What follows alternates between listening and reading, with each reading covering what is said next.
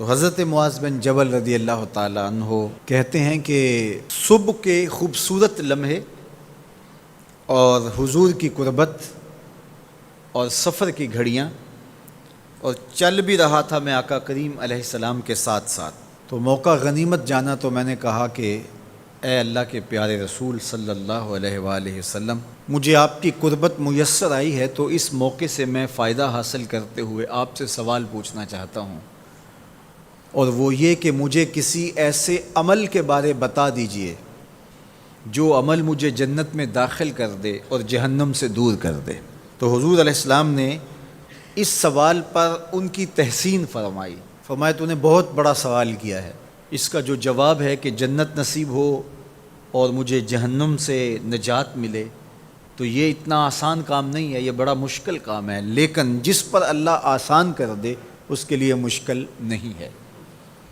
یعنی جنت آسانی سے نہیں ملتی، جہنم سے بچنا بھی اتنا آسان نہیں ہے، بہت سارے گناہوں سے بچنا پڑتا ہے، لیکن اللہ جس کے لیے آسان کر دے اس کو نیکی کی توفیق دے دیتا ہے اور برائی سے اس کو بچا لیتا ہے۔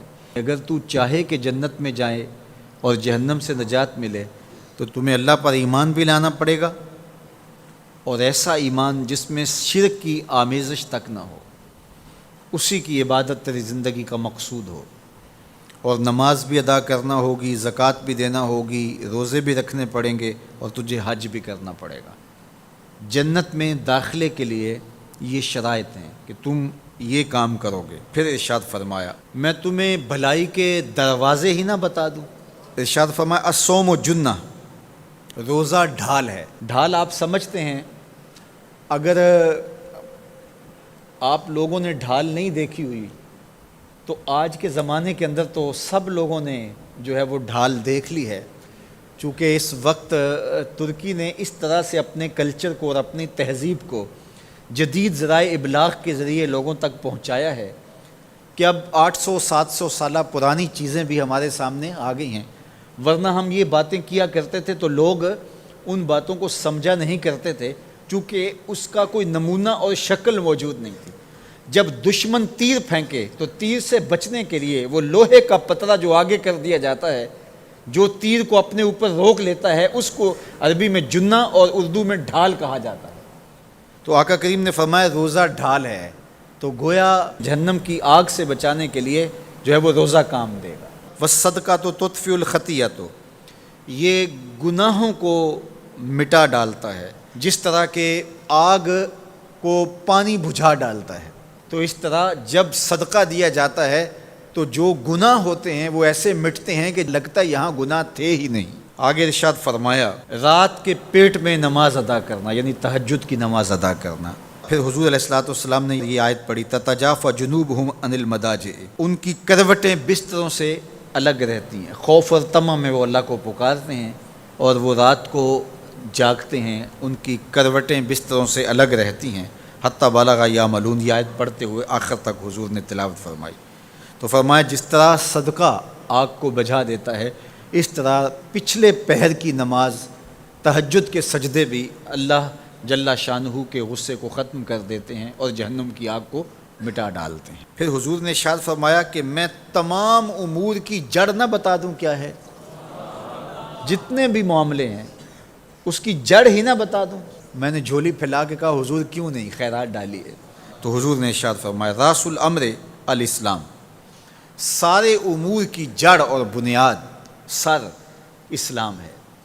اگر اسلام ہے تو عمل قابل قبول ہے، اور اگر اسلام ہی نہیں ہے تو پھر جتنے مرضی نیک عمل کرتے رہیں، جتنا مرضی پانی ڈالیں، جتنی مرضی کھاد ڈالیں، تو اگر جڑ ہی نیچے سے کٹی ہوئی ہے تو درخت ہو پائے گا؟ کبھی بھی نہیں ہو پائے گا۔ تو کہا جڑ اسلام ہے، اس لیے عقیدے کی صحت عمل کی قبولیت کی ضمانت ہے۔ تو تمام امور کی جڑ اور بنیاد اور سرا اسلام ہے، اور اس کا ستون نماز ہے۔ اور صحابہ نماز کے جس طرح پابند رخوگر تھے، تو وہ تاریخ کی روایات آپ دیکھ سکتے ہیں، آپ کو ایک صحابی بھی بے نماز نہیں ملے گا۔ وَذِرْوَةُ صَنَامِهِ الجہاد، اور کوہان کی بلندی، چوٹی اسلام کی، وہ جہاد ہے۔ جہاد سے اسلام کو سربلند کیا جا سکتا ہے۔ اسلام کا چھٹا رکن ہے جہاد، اور ہمیں جہاد کی ترغیب بھی دی گئی اور قیامت تک یہ جہاد جاری بھی رہے گا اور کبھی بھی ختم ہونے کا نہیں ہے۔ ہاں اس کے اصول و ضوابط ہمیں دیے گئے، جہاد کے نام سے فساد فی الارض نہ کیا جائے، لیکن جہاد کا انکار اسلام کا انکار ہے۔ یہ اسلام کی چوٹی ہے، ذروۃ و سنام کہا گیا، یہ کوہان کی بلندی ہے۔ تو حضور علیہ السلام نے آخر میں فرمایا کہ میں تمہیں سارے معاملات کی جڑ ہی نہ بتا دوں، خلاصہ ہی نہ بیان کر دوں؟ قلت بلا یا نبی اللہ، میں نے کہا اے اللہ کے نبی کیوں نہیں؟ فاخذ بلسانہ، حضور نے اپنی مبارک زبان کو پکڑا، فقال، اور فرمایا، کف علیک ھذا، کہا اس کو روک لے، اس کو کنٹرول کر۔ تو کہتے ہیں میں نے کہا اے اللہ کے پیارے محبوب صلی اللہ علیہ وسلم، جو ہم باتیں کرتے ہیں اس سے بھی مواخذہ ہوگا؟